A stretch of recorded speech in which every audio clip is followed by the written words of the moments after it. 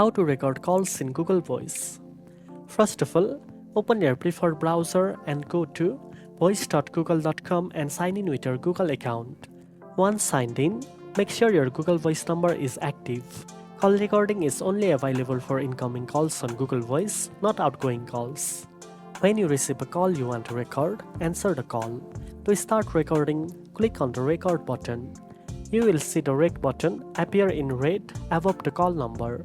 To stop recording, click on Stop Recording. The recorded call will be saved automatically and can be accessed in your Google Voice inbox under the voicemail and recording section.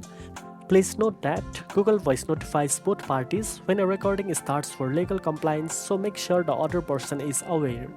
Now you know how to record calls in Google Voice. If you found this video helpful, don't forget to like, share and subscribe for more tech tips.